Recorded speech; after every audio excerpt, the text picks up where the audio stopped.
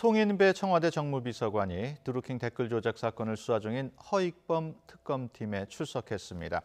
그런가 하면 특검은 김경수 경남도지사의 구속영장 청구 여부도 신중하게 검토하고 있습니다.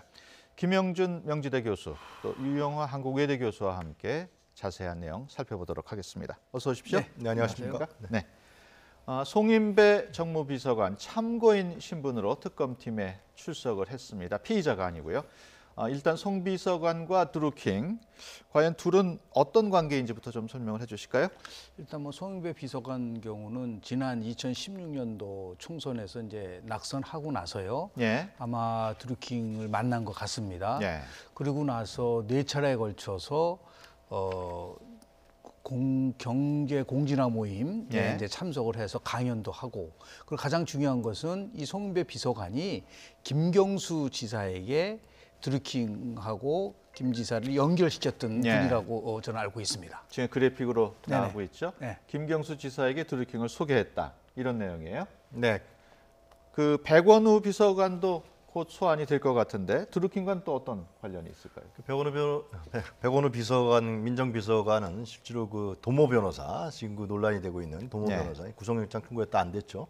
도모 변호사를 쭉 만났었다는 거죠. 예. 그러니까 오사카 총영사에 대한 추천 문제가 있었을 때 직접 만나서 면접을 했다라고 이제 지금 얘기가 되고 있는데, 그 문제에 대해서 좀 미심적인 부분들이 좀 있죠. 그러니까 예. 왜 민정비서관이 왜 만났느냐, 인사수석실에서 만나면 되는데, 그리고 그때 만난 시점이 그러니까 드루킹이 경찰에 긴급 체포됐을 때입니다. 예. 그렇기 때문에 이 문제에 대해서 백원우 비서관의 명확한 해명을 특검에서 들으려고 하는 것 같은데, 그러니까 송인배 비서관이나 백원우 비서관 같은 경우는 왜 이번에 특검의 소환이 국민들에게 주목을 끄는 이유는 뭐냐 하면, 단순히 김경수 지사만 이 연루 의혹이 있는 것이 아니라 당시에 상당히 핵심 그룹이었던 이 사람들도 함께 드루킹과 연관된 것이 아니냐, 예. 그냥 그룹 쪽으로 어떤 그 연관 의혹이 있는 거 아니냐, 이런 문제가 있기 때문에 특검에서 조사를 하는 것입니다. 그렇기 예. 때문에 특검에서 어느 정도의 지금 이전 수사를 갖고 있는지 모르지만은 이 부분들의 연관성, 뭐 이들이 주장하는 대로 전혀 관계가 없는 것인지, 그냥 소개만 해준 것인지, 아니면 예를 들면은 지금 킹크랩이라는 그 불법적인 그 여론 조작 기구, 예. 이 문제에 대해서는 또 어떤 정도 연관성이 있는지 여러 가지 부분들이 있어요. 그래서 이 예. 문제에 대해서 아마 특검이 이번에 한번 근데 참고인 소환이죠. 예. 피의자 소환은 아니고요. 참고인 수사에서 규명하려고 할 것 같습니다. 예. 여러 가지 의혹에 대해서 말씀을 해주셨는데, 가장 큰 관심은 드루킹의 댓글 조작 행위를 송인배, 백원우 두 비서관이 알았는가, 이 부분이 아니겠습니까? 어떻습니까?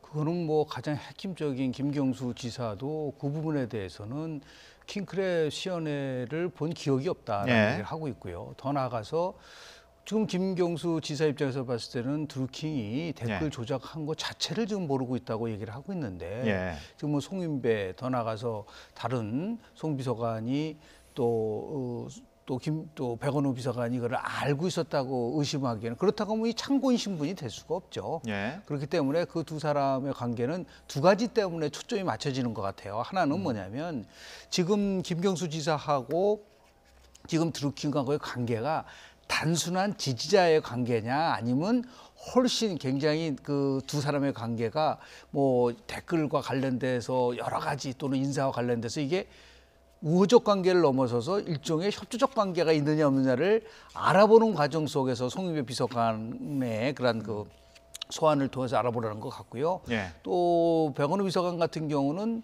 뭐 어떤 인사청탁이라고 하지만, 이 청탁을 추천할 정도고 한다면 이건 분명히 김경수 지사하고 드루킹하고 이 관계는 우리가 상상하는 것보다 훨씬 더 농밀도가 높을 수도 있다라고 하는 예. 이러한 부분들을 여하튼 소환을 통해서 알아내기 위해서 한 것이 아닌가라는 생각을 합니다. 예. 앞서 특검은 김경수 지사 또 드루킹 김동원 씨의 대질 신문을 가졌습니다. 이 과정에서 김경수 지사 측 드루킹이 말을 번복했다, 이런 주장을 했어요. 그러니까 이것이 그러니까 특검 지금 알려진 바에 따르면은 뭐 특검이 수목금 기능을 갖고 있는지 없는지 모르겠습니다만은, 이 특검의 어떤 그 수사 한계를 자꾸만 드러내고 있는 것 같아요. 예. 그것은 누차 지적됐습니다만, 이 드루킹이라는 인물에 의해서 진술에 의해서 수사가 진행되고 있다는 거예요. 그러니까 그 USB가 결정적이다. 스모킹 건이다. USB에 담겨 있는 내용을 김경수 지사에게 제시를 하면은 김경수 지사도 어떻게 할 수가 없을 것이다. 예. 이렇게 계속 이제 특검에서 언론에도 흘리고 주장을 했었는데 실제로 대질신문을 해보니까 대질신문을 하니까는 이 드루킹 자신이 얘기했던 부분과 번복되는 상황이 막 발생했단 말이죠. 그러면서 김경수 지사가 거기에 대해서 반박을 하고 예. 이렇게 되면서 사실상 이 대질신문이 결과적으로는 하여튼 지금 알려진 바에 따르면 결과적으로는 이 특검 수사의 한계를 드러내면서 또 특검사의 난항을 겪게 되는 예. 이러한 그러면서 진실 공방으로 갈 수밖에 없는 이런 결과를 나타냈기 때문에 과연 그러면 특검이 자체적으로 이 드루킹 일당이 제시한 진술 외에 다른 수사를 통해서 뭐 물증을 확보하고 있느냐 없느냐 네. 이 문제가 관건이 될 것 같은데요. 참 이 드루킹이라는 사람에 의해서 이 수사가 좌우지우하게 되면 문제가 되죠. 왜냐하면 법원 가서 바꿀 수도 있는 거예요. 아니다 이렇게 네. 얘기할 수도 있는 거거든요. 그런 한계점을 갖고 있기 때문에 과연 특검이 어떠한 다른 카드를 갖고 있는지 상당히 그 문제가 이제 주목됐다고 할 수밖에 없을 예. 것 같아요. 방금 그래픽으로도 보셨습니다만은 아무튼 이 부분은 김경수 지사 변호인 측 주장이라고 볼 수 있고요. 김 지사를 2차례 소환 조사한 특검은 앞으로 어떤 또 판단을 내릴지 구속영장을 청구를 해서 발부받을지 일단 청구는 하겠죠. 그렇죠. 청구를 하겠죠. 근데 조금 전에 그 날짜 얘기가 나왔는데요. 예. 이 날짜가 정확하냐 정확하지 않느냐 그거는 저는 그렇게 중요하다고 보질 않아요. 예. 옛날에 우리 정병규 전 의원 같은 경우 보세요. 자기가 언론에 나와서 날짜를 쫙 설명을 하면서 예. 자기의 결백을 주장했지만 결과는 좀 바뀐 부분이 있어요. 그거보다는 저는 김경수 지사가 2차 소환을 하면서 했었던 말이 굉장히 의미심장을 해요. 뭐냐면 진실을 벗어난, 그러니까 본질을 벗어난 이제 조사를 더 이상 반복하지 말아라. 예. 그러면 이 드루킹 댓글 조작의 본질이란 건 공모를 했느냐 안 했느냐라고 하는데 본인이 그 얘기를 했단 말이에요. 예. 본질을 벗어난, 그러니까 그 본질과 관련돼서는 얼마든지 자기가 이 부분에 대해서는 방어하고 그런 결정적 증거가 없다는 확신이 있기 때문에 본질을 벗어난 그런 그 조사하지 말라고 한 것이 아닌가. 그러니까 예. 중요한 것은 청탁의 날짜가 중요한 게 아니고 어떠한 배경 속에서 무슨 이유로 왜 청탁을 했느냐가 더 중요한 것이지. 예. 그런 과정 속에서 아마 두 사람의 관계가 어떻게 전개됐냐를 보는 것이 오히려 관점이 있다고 보고요. 결국은 뭐 이런 상황 속에서 특검이 영장을 청구하지 않는다? 그거는 좀 상상하기가 좀 어렵지 않겠는가. 예. 그러니까 다만 이제 청구가 됐을 때 어떤 결과가 나올지는 좀 두고 예. 봐야 될 거라고 좀 봅니다. 예. 그런가 하면은 드루킹 사건 특검 수사를 받고 귀가하던 중에 김경수 지사가 폭행을 당했습니다. 근데 이재명 경기도지사 측에서 폭행범이 안면이 있는 사이다 이렇게 얘기를 했어요. 그 이재명 지사 비서실에서 밝힌 거죠. 이 천모 씨라는 사람은 이재명 지사를 반대하는 그 집회에 항상 나왔던 사람이고 예. 그렇게 주장했던 사람이라는 것을 밝혔습니다. 그건 왜 그런 거예요? 상당히 정치적인 해석이 좀 필요하다고 생각이 드는데 예. 그거는 현재 지금 이재명 지사, 그러니까 선거 때도 그랬고요. 지금 현재도 그렇고 이재명 지사에 대한 문제점을 계속해서 지적하는 그룹이 예를 들면 친문의 적극적 지지층들 이 그룹입니다. 이 그룹은 또 김경수 지사에 상당히 또 찬성하는 예. 우호적인 그룹이기 때문에 예. 그래서 나하고는 전혀 관계가 없다 이런 부분들 그런 부분들을 역으로 이렇게 밝히려고 하는 그러한 의도가 아니었냐 생각이 드네요. 예. 예, 지금 뭐 폭행 장면도 잠깐 나왔습니다만은 허익범 특별검사팀 이제 1차 수사가 오는 25일에 끝나게 됩니다. 앞으로 2주도 채 안 남은 상황인데요. 이 때문에 수사 기간을 연장할 것이냐 아니면 종료할 것이냐 정치권에서도 팽팽하게 맞서고 있습니다. 잠시 그 내용 들어보겠습니다. 야당은 자신들이 주장했던 특검의 문제점은 직시하지 못하고 수사기간 연장 요구로 정치 공세를 할 궁리만 하고 있는 것입니다. 국민들은 지금 드루킹 특검 수사가 아직 절반도 채 못 미쳤다고 이렇게 다들 판단하고 있습니다. 네, 지금 여야 측 의견 들어봤습니다만 이제 연장 여부는 문재인 대통령에게 달려 있습니다. 어떤 선택을 할까요?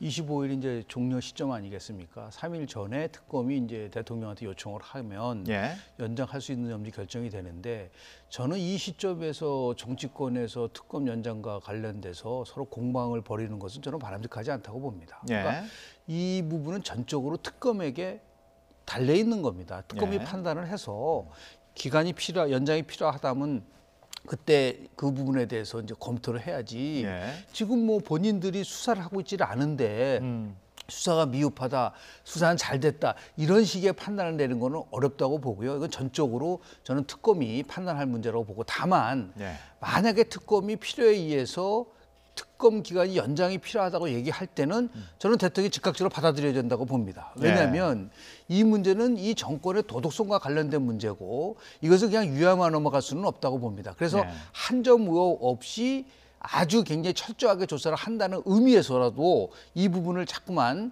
인위적으로 만약에 끌어버리게 되면 예. 다른 정치 의혹이 자꾸만 나올 수밖에 없어요. 예. 그런 면에서 봤을 때 지금은 차분하게 특검이 과연 이제 영장을 청구하고 그 결과가 어떻게 이루어지고 이런 모든 과정을 거쳐서 아마 22일 정도의 특검 예. 연장에 관련된 특검이 어떠한 조치를 취하는지 우리 지켜봐야 될 거라고 저는 봅니다. 예. 계속 무더위가 요즘 계속되고 있는데요. 서울 광장에 인공 해변이 조성됐다는 얘기를 한번 짚어보겠습니다. 어제 이틀 동안 서울 도심 한복판에서 피서지 분위기를 느낄 수 있도록 했는데요. 취지는 좋지만 세금 낭비 아니냐 이런 지적도 있어요. 그러니까 이것이 지금 상당히 논란이 되고 있는데요. 그러니까 그 파리의 세느 강변의 플라주라는 인공 해변 그렇게 해서 이제 7, 8월 휴가 중에 그 해변을 조성해서 거기서 이제 파리 시민들이 와서 좀 쉴 수 있고 하는 그러니까 멀리 못 가는 사람들이 많잖아요. 그러니까 그 도심에서 즐길 수 있는 그런 부분에 대한 어떤 벤치마킹을 통해서 이제 시청합광장이 했다고 그러는데 실제로 시민들이 많이 가보니까 이거는 뭐 덩그러니 있고요. 그냥 파리의 센 강변의 플라주 해변은 완전히 다른 이런 양상을 보이기 때문에 예산도 한 1,000만 원밖에 안 들였다는 거죠. 그래서 시민들 나오는 얘기는 이것을 어떤 뭐 기획 의도는 좋을 수 있지만 그거에 대한 실행 결과는 상당히 시민들 수준에 맞지가 않는다. 그렇기 때문에 이참에 차라리 지금 뭐 한강변이라든가 청계천이라든가 부분 예산을 많이 들여서 이 도심 속의 휴가를 즐길 수 있는 그러한 것으로서 좀 발전시켜 나가야 되는 거 아니냐. 현재 만들어진 것은 사실상 시민들이 가기 너무 그 대학교 밑에서 가갖고요. 촬영용 정도 수준밖에 안 되기 때문에 그러한 어떤 비판이 나오고 또 좀 예산을 좀 대폭 들여서 좀 진전시켰으면 좋겠다. 그런 바람도 나오는 것 같아요. 예. 지금 화면으로 봤습니다만 이용하는 사람은 거의 안 보이네요. 저는 그냥 단순하게 뭐 의도 문제를 넘어서서 수준을 얘기하는 것 같아요. 저 정도 뺏기 지금 인구 1,000만을 바라보는 세계적 도시의 시정을 담당하는 분들이 어떻게 저런 발상을 할 수 있을 것인가라는 저는 저거 말고도 말이죠. 저 미국의 첼시에 있는 하이라인 파크 공원을 한번 가본 적이 있었어요. 1.6km 정도.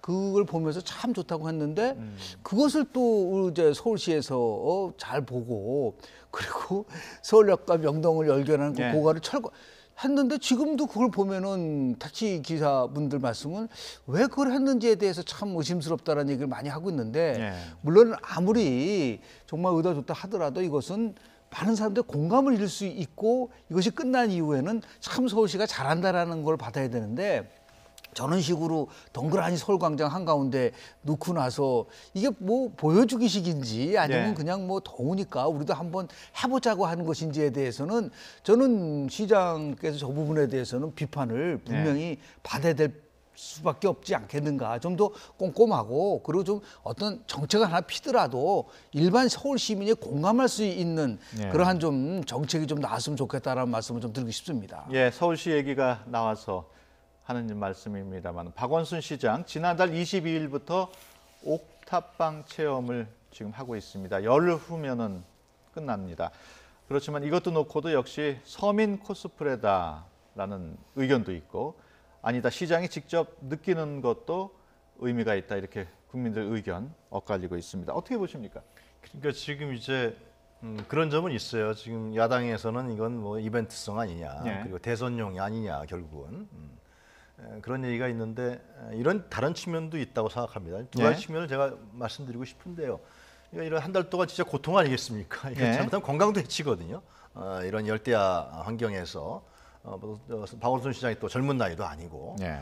그런 속에서 이 차상위 계층들의 어려움을 실제 자기가 서울시의 최고 수장이 그걸 경험한다는 거거든요. 그러니까 상당히 고통스러울 겁니다. 아마 지금 그 밤에 거기 주무실 때 그 속에서 그러면은 이제 향후에 이제 한 달이 얼마 안 남은 것 같은데 한 열흘 남았나요? 이제 나왔을 때 이 서울시 행정에 있어서 이런 차상위 계층들, 절대 빈곤층들을 위해서 뭐 기존에도 해왔지만은 어떤 종합적인 대책 발표가 좀 있어야 된다고 보여져요.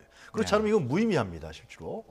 그래서 진정성을 갖고 내가 한 달 동안 해보니까 이렇게 한 것이다. 예. 라는 부분이 있는 것이고 두 번째로 이제 비판하는 입장에서 봤을 때는 서울시가 당면한 문제가 상당히 많다라는 것이죠. 예. 가장 중요한 게 이제 글로벌 경쟁력에 대한 문제인데 이러한 서울시가 당면한 현안에 대해서 박 시장이 좀 더 지혜를 모아서 기존에 했던 여러 가지 정책들이 있어요. 뭐 도심 재생 사업이라든가 뭐 각종의 어떤 그런 시민단체들의 아이디어를 받아서 했던 그러한 어떤 뭐 태양광 에너지 사업이라든가 있지만은 뭔가 좀 글로벌 경쟁력에 맞는 가시적이고 효과적인 서울 시민들의 삶을 변화시킬 수 있는 정책적인 발표가 필요하다라는 네. 측면들이 지적되고 있거든요. 이런 부분들이 두 가지가 같이 좀 병행됐으면 좋겠다 이참에 그런 생각이 듭니다. 예.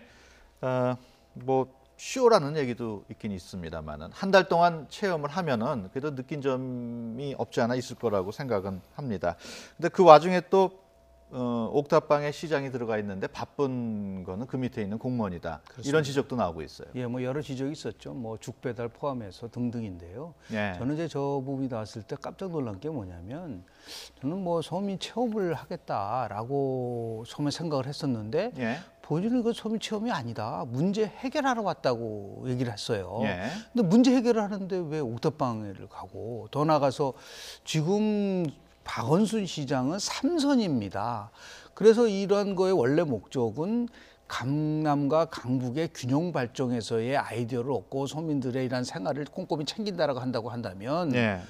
그럼 그동안 7년 동안은 뭘 하셨는지에 대한 부분들이 자꾸만 지적을 안 할 수가 없어요. 예. 그래서 저거보다는 훨씬 조금 전에 뭐 얘기하는 뭐 글로벌 경제력만이 아니라 저 옥탑방 말고도 현장에 가서 직접 만나서 대화하고 그리고 문제 해결을 하게 한 부분들이 굉장히 많거든요. 예. 오히려 그런 식으로 방향을 좀 전환했으면 좋지 않았겠는가라는 생각을 좀 하게 됩니다. 예. 그래서 이런 식으로 자꾸만 아까 얘기한 우리 해변 문제를 포함해서 이게 좀 생뚱맞는 것들이 자꾸만 나오니까 예. 이 서울시에 대해서 갖고 있는 여러 가지 그 신뢰도라든지 정책에서 갖고 있는 이러한 나름대로의 공감성이라든지 이런 게 자꾸만 아주 그 떨어지고 있는 것 같아요. 예. 그래서 좀 차분하게 오히려 저 고건 전 총리 같은 경우는 서울시장 때 매주 토요일마다 이 변호사들 담당하는 모든 사람들을 한 자리에 모아놓고 문제가 있을 때 바로 그걸 해결하는 그런 예. 거를 본인이 가졌다는 얘기를 하고 있는데 오히려 그것이 저런 옥탑방 한 달 살기보다는 서민들의 입장에서 봤을 때는 예. 훨씬 실용적이고 또 실체적인 것이 아닌가라는 말씀을 좀 드리고 싶습니다. 예. 다음 주제로 넘어가 보겠습니다. 이른바 민중은 개, 돼지다 이런 발언 기억하십니까? 이 발언으로 파면됐던 나향욱 전 교육부 정책기획관이 교육부 산하기관 과장으로 복귀했습니다. 일단 당시 모습부터 잠깐 보시겠습니다. 그 말은 제 본심이 아닌 말이었습니다. 영화에 나오는 그 무슨 말이에요, 본심 아니면? 제가 그렇게 생각을 해서 그런 말을 한 것이 아니고 제 불찰로 인한 일이고 이렇게 여러분들에게도 누를 끼치게 되고 국민들께도 정말 진짜 죽고 싶을 정도로 죄를 지었다고 생각합니다. 정말 죄송합니다. 네, 당시 모습 보셨습니다마는 공무원 징계 중에 가장 높은 파면을 받았었습니다. 그렇지만은 법원에서 파면은 좀 심하다 이렇게 돼서 복귀가 가능하게 된 거죠. 당시에 그 기자들하고 그 식사 자리에서 민중 예. 개돼지다 신분제를 공고화해야 된다 이런 얘기를 했던 거 아닙니까? 그런데 그 외에 이제 인사혁신처에서 이거는 공무원의 어떤 그 공직사회 국민 신뢰를 실추시키기 때문에 파면을 결정했는데 예. 이분이 이제 소송을 걸었던 거예요. 그래서 소송을 걸어서 법원에서 이 파면까지는 좀 의도적이지 고의성이 좀 그렇게가 심하지 않았는데 예. 파면까지는 좀 심한 거 아니냐. 그래서 다시 복귀가 돼서 당시보다 좀 낮은 직급이 하나 직급으로 낮춰졌죠. 그래서 낮은 직급으로 해서 지금 이제 복귀가 된 것인데요. 계속 논란이 될 수밖에 없죠. 물론 고의성이 아니라고 또 나중에 국민에게 사과는 했습니다만 뭐 밥 먹는 자리에서 그랬다는 건 상당히 평소에 그런 생각을 가졌다는 거 아니에요. 근데 예. 이게 굉장히 문제가 되는 것이 뭐냐면 이 과거 조선시대 때도 그랬지만은 이 공직에 있는 사람들은 국민의 노복이라고 그랬단 말이에요. 공복. 예. 국민이 먹여 살리는 사람이에요. 그렇잖아요, 지금.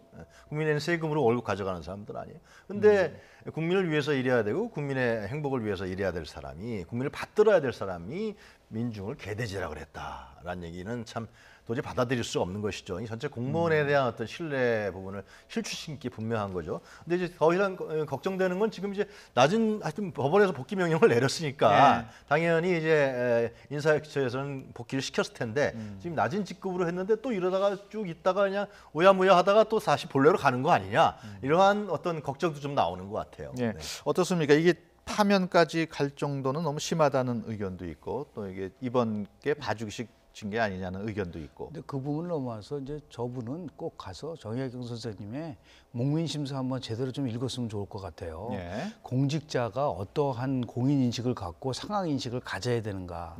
그 다산 정혜경 선생님께서 강조했었던 것 중에 하나는 공직자가 가장 중요한 것 중에 하나는 바로 사유 체계다. 예. 어떠한 인식을 갖고 있느냐가 굉장히 중요하다고 하는데 저분의 그 사유 체계를 보면은 저 사람이 과연 국민 그 공복의 자세로서 지금 공직자로서의 길을 가고 있는지에 대해서는 의심스러울 수밖에 없다. 저는 예. 저런 경우에는 스스로가 저는 뭐 이렇게 과하다고 하기 전에 정말 진심으로 잘못됐다고 인식을 한다고 한다면 예. 자리로 돌아가는 것이 아니라 다른 길로서 자신이 저런 잘못한 부분들을 좀 국민에게 책임지는 모습을 좀 보여줬으면 좋지 않겠는가. 뭐 예. 등급을 아마도 한 등급 낮아서 이제 아마 복귀를 하는 것 같은데요. 저거는 아마 살아있어도 죽어있을 수밖에 없는 그러한 모습이 아닌가라는 생각이 좀 들어서 예. 이것은 단순하게 저 나향우 우리 부의사관문의 문제가 아니라 모든 공직자가 이 문제와 관련돼서는 어떤 것이 공직자의 길이고 어떠한 인식을 갖고 어떤 사유체제를 가져야 되냐를